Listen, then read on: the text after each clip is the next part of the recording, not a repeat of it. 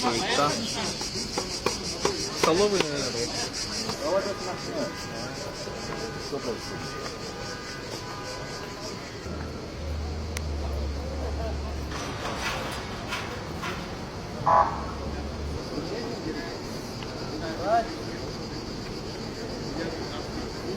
Мы же так снимались, походу. Может, печеньки ему дать? И делали фотографию.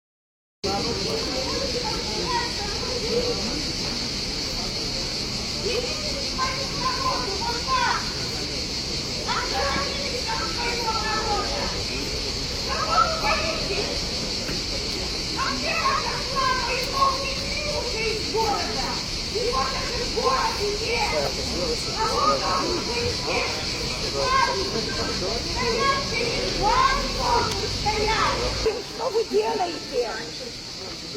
Да. Учена, ось там учапла. Дырчет я уже. Очень смешно. Алло. Как толкала эту изидучание. Я все видела по телефону.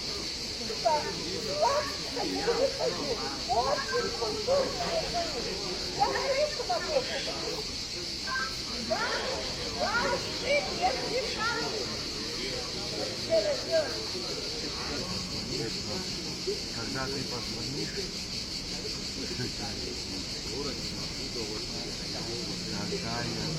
это что значит? Можно вопрос?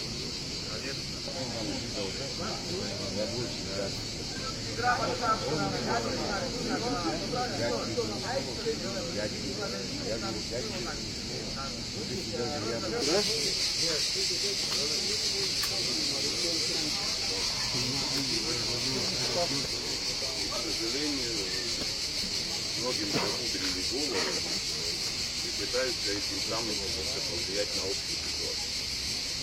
Самое главное, что надо все, что делается, с умом. Никто не предлагает рушить эти здания или кого-то ломать, но уступать, потому что это равносильно тому, чтобы проиграть, поймут, что хорошее.